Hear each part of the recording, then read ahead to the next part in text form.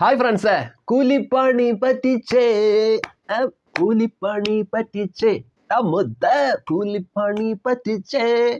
പഴയൊരു നാടൻ പാട്ടിന്റെ ട്യൂണിലുള്ള ഒരു രീതിയിൽ ഞാൻ അങ്ങ് പാടിയെന്നുള്ളൂ. കൂലി എന്ന് പറഞ്ഞിട്ടുള്ള സിനിമ നമ്മൾ കണ്ടു. മഴയൊക്കെ നനഞ്ഞ് തിരക്കുകൾക്കിടയിലൂടെയൊക്കെ പോയി കൂലി എന്ന് പറഞ്ഞിട്ടുള്ള രജനി അണ്ണന്റെ പടം നമ്മൾ കണ്ടു കഴിഞ്ഞപ്പോൾ മനസ്സിൽ പൊന്തി വന്ന പാട്ട് ഇതാണ്. കൂലിപ്പണി പറ്റിച്ചേടി മുത്തേ, കൂലിപ്പണി പറ്റിച്ചേ. എന്താണ് ഇങ്ങനെ പാടാൻ എന്ന് ചോദിച്ചു കഴിഞ്ഞിട്ടല്ല, ഈ വലിയ ഹൈപ്പൊക്കെ കൊടുത്തിട്ട്, അമ്മാതിരി ഹൈപ്പൊക്കെ കൊടുത്തിട്ട് ഒരു ടൈപ്പ് മാതിരി സിനിമയൊക്കെ എടുത്തു വെച്ച പിന്നെ എന്താ നമ്മൾ പറയണ്ടേ, എന്താ പാടണ്ടേ? ലോകേഷ് കനകരാജ് ഒരുക്കിയ ഈ പടത്തിന് വേണ്ടിയിട്ട് ഇവരിറക്കിയ പബ്ലിസിറ്റി എന്ന് പറഞ്ഞാൽ അതുപോലത്തെ പബ്ലിസിറ്റിയാണ്. ലോകേഷിൻ്റെ, രജനി അണ്ണൻ്റെ കിടിലോസ്കി സിനിമ, ലോകത്തെ ഞെട്ടിക്കുന്ന സിനിമ, ലോക ജനതയെ കാറ്റിൽ പറത്തുന്ന സിനിമ, പറക്കുന്ന പടം എന്നൊക്കെ പറഞ്ഞിട്ട് പടം ഒരുമാതിരി പടം. പടത്തിന് വലിയ ഹൈപ്പൊന്നും കൊടുക്കണ്ട, ഒരു ഡ്രാമ, ഒരു ആക്ഷൻ ഡ്രാമ എന്ന് ചേർത്ത് വയ്ക്കാം, ഒരു പ്രതികാര കഥ, ഒരു റിവെഞ്ച് കഥ, അത്രേ ഉള്ളൂ. അല്ലാതെ വലിയ സംഭവങ്ങളൊന്നുമില്ല. ഇതിൽ വലിയ ജാമ്പവാന്മാരൊക്കെ ഇതിൻ്റെ അകത്ത് അണിയറ പ്രവർത്തകരായിട്ടുണ്ട്. പക്ഷെ സിനിമ ഇത്തരത്തിലാണ് നമുക്ക് കിട്ടിയ ഒരു എന്താ പറയുക, ഒരു ഫീല്, എന്താ ഒരു കണക്ഷൻ ഇല്ല സിനിമയ്ക്ക്. എവിടെയോ തുടങ്ങി എവിടെയോ പോയി നിൽക്കുന്ന ഒരു അവസ്ഥ പോലെ. രജനി അണ്ണൻ്റെ ഈ തരത്തിലുള്ള അഭിനയമൊക്കെ കണ്ടു കഴിഞ്ഞപ്പോൾ വളരെ എന്താ ഒരു ശോകമായി തോന്നി. അതുപോലെ ഉപേന്ദ്രയൊക്കെ രജനി അണ്ണൻ്റെ നിഴലാണ്.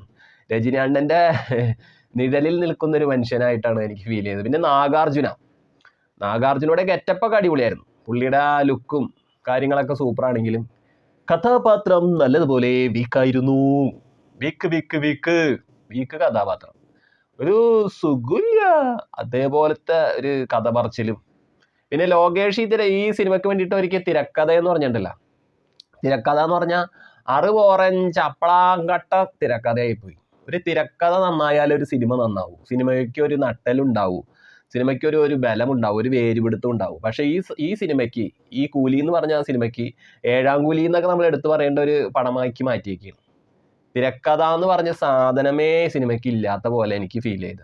അതുപോലത്തെ ഒരു കഥ പറച്ചില്, കഥയ്ക്കൊരു എന്താ പറയണ, ഒരു രസകരമായിട്ടുള്ള, നമ്മളെ സിനിമ കാണുമ്പോൾ ആ സിനിമയ്ക്ക്, ലോകേഷിന്റെ സിനിമ നമ്മൾ കണ്ടിട്ടുള്ള ഒരു ആരാധകനാണെങ്കിൽ, ലോകേഷിന്റെ സിനിമ കണ്ട് ഇഷ്ടപ്പെട്ടിട്ടുള്ള ഒരാൾക്ക് ഈ സിനിമ കാണുമ്പോൾ എന്തായാലും വെറുപ്പ് തോന്നും. സിനിമ നല്ലതുപോലെ ബോറടി ഉണ്ടാക്കും. അത്രയേറെ ഈ സിനിമ നമ്മളെ ശോകമൂകമായ അവസ്ഥയിലേക്കാണ് കൊണ്ടുപോകുന്നത്.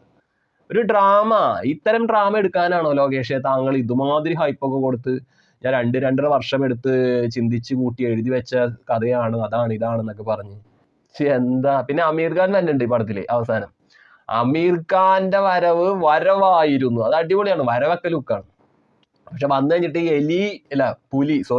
പുലി പോലെ വന്ന് എലി പോലെ പോയെന്ന് പറയുന്ന ഒരു ഡയലോഗില്ലേ, ആ അവസ്ഥ ഈ സിനിമയിൽ കണ്ട്. അദ്ദേഹത്തിന് എന്തിനാണ് കൊണ്ടുവന്നത് എന്ന് നമുക്ക് ഒരു പിടുത്തം കിട്ടുന്നില്ല. എന്തിനോ ആ കഥയിൽ അമീർ ഖാനെ കൊണ്ടുവരേണ്ട ആവശ്യം സത്യത്തിലുണ്ടായിരുന്ന അതേപോലത്തെ ഒരു കഥാപാത്രം. അദ്ദേഹം വലിയൊരു വില്ലൻ ഇതിലൊക്കെ വന്ന, പക്ഷെ ആ വില്ലന്റെ ഒരു എന്താ പറയണ, ആ ഒരു കരുത്ത് നമുക്ക് കിട്ടിയില്ല. വിക്രം സിനിമയിൽ ലാസ്റ്റ് റോളക്സ് വന്നില്ലേ, സൂര്യ, ആ സൂര്യനെ കൊണ്ടുവന്ന ആ ടൈപ്പ് ഇവിടെ അവതരിപ്പിക്കാൻ ലോകേഷ് ശ്രമിച്ചതാണെന്ന് തോന്നണേ. എന്തായാലും എല്ലാ സംവിധാനം ചെയ്യുന്ന പരിപാടി ഇതൊക്കെ തന്നെയാണ്. അവരുടെ പടങ്ങളിലും പഴയ സീനുകളൊക്കെ ഒന്ന് മേക്ക് ചെയ്ത് അവതരിപ്പിക്കും. അതുപോലെ തന്നെ മറ്റ് സിനിമകളിൽ നിന്നൊക്കെ ഇത്തിരി കൊണ്ടുവന്ന് ചുരണ്ടിയെടുത്ത്, അതൊക്കെ എല്ലാവരും ചെയ്യണ കാര്യങ്ങളൊക്കെ തന്നെയാണ്. അതുപോലത്തെ ഒരു പരിപാടിയാണ് ഇവിടെ ചെയ്യാൻ പുള്ളി ശ്രമിച്ചതെങ്കിലും അത് ചീറ്റി പോയിട്ടുണ്ട്, അത് പൊട്ടിപ്പാളീസായിട്ടുണ്ട്. സൂര്യ ചെയ്തതിൻ്റെ ഒക്കെ ഒരു ചെറിയ ശതമാനം പോലും അമീർ ഖാൻ ചെയ്തതായിട്ട് എനിക്ക് തോന്നിയില്ല കേട്ടോ. പുള്ളി എന്തൊക്കെയോ പറഞ്ഞ് എന്തൊക്കെയോ കാണിച്ചു ഒപ്പിച്ച് അലമ്പാക്കി വെച്ച്. പിന്നെ ഈ അഭിനയിച്ചു വന്നവരിൽ വെച്ച് നോക്കുകയാണെങ്കിൽ സൗബിൻ നന്നായിട്ടുണ്ട്. സൗബിൻ്റെ ആ കഥാപാത്രത്തെ സൗബിൻ നല്ല രീതിയിൽ ചെയ്യാൻ ശ്രമിച്ചിരിക്കുന്നു എന്ന് തന്നെ പറയാം.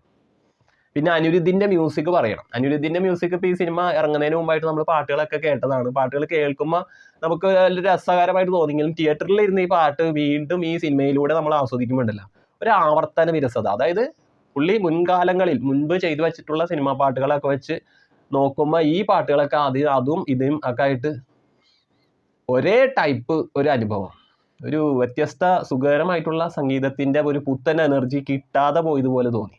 പിന്നെ മോണിക്ക എന്ന് പറഞ്ഞിട്ടുള്ള പാട്ട്, മോണിക്ക, ആ പാട്ട് ഈ സിനിമയിൽ എന്തിനാ ഇത് വെച്ചതെന്ന് എനിക്ക് മനസ്സിലാവണില്ല. എനിക്കൊരു ഐഡിയയും കിട്ടിയില്ല കേട്ടോ. ഈ പാട്ട് സംഭവം കിടുവാണ്, പക്ഷേ പാട്ട് എന്തിനോ ഇതിൽ ഒരു ഉൾപ്പെടുത്തി വെച്ചേക്കണം. അത് സൗബിൻ്റെ ഡാൻസ് ഒന്ന് കാണിച്ച് ഒന്ന് കൊഴിപ്പിക്കാനായിരിക്കാം. അതങ്ങനെ പുള്ളി ആ ഡാൻസും കിടുവാക്കി ചെയ്തിട്ടുണ്ട് അതിൽ, അതും എടുത്തു പറയേണ്ട കാര്യമാണ്. പിന്നെ ശ്രുതി ഹാസൻ വെറുപ്പിക്കാത്ത രീതിയിലൊക്കെ എന്തോ കാണിച്ച് ഒപ്പിച്ച് അങ്ങോട്ട് സീനാക്കിയിട്ടുണ്ട്. സത്യരാജ് അങ്ങനെയൊക്കെ ശോകം അഭിനയം, വലിയ സുഖമായിട്ടുള്ള പോക്കല്ല പടം. ആ പടം കണ്ടു നോക്ക്. ഞാൻ ഈ പടത്തിനെ ഇങ്ങനെ നോക്കിയിരുന്ന് അടിച്ച് വീഴ്ത്തുന്നതല്ല, പടം കാണുമ്പോൾ നമുക്ക് മനസ്സിലാവും.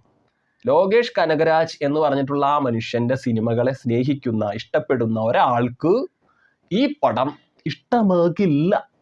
അതുപോലത്തെ ഒരു പടച്ചു വച്ചിരിക്കുന്ന ലോകേഷ് പണ്ണൽ, അതാണ് ഈ പടം.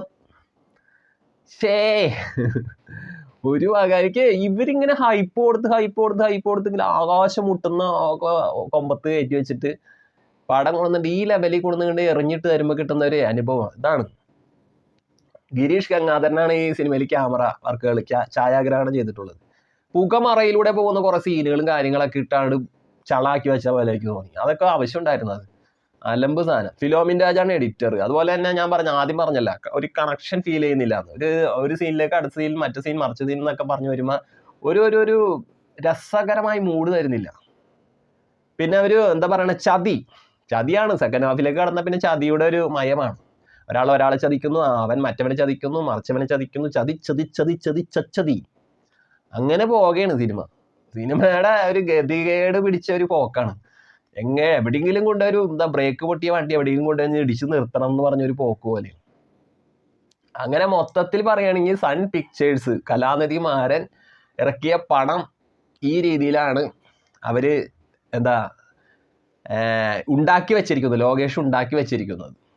പിന്നെ ഇതിൽ സൺ പിക്ചേഴ്സിന് കലാനിധി മാരനൊക്കെ ആസ്വദിക്കാനുള്ള കാര്യം എന്ന് വെച്ചാൽ, ഈ പടം ഇറങ്ങുന്നതിന് മുമ്പായിട്ട് തന്നെ അഡ്വാൻസ് ബുക്കിങ്ങിലൂടെ കൂടെ ഒരുപാട് കോടികൾ ഇവരിങ്ങനെ വാരുകയുള്ള, അത് വലിയ കാര്യമാണ്. പിന്നെ വേറൊരു കാര്യം എടുത്ത് പറയേണ്ടത്, രജനീകാന്തിന്റെ സിനിമകള് ഇപ്പൊ എത്ര പൊട്ടയാണെന്ന് എത്ര റിവ്യൂകളിലൂടെ ഇങ്ങനെ കേട്ടാലും രജനി ഫാൻസ് അത് വിശ്വസിക്കില്ല.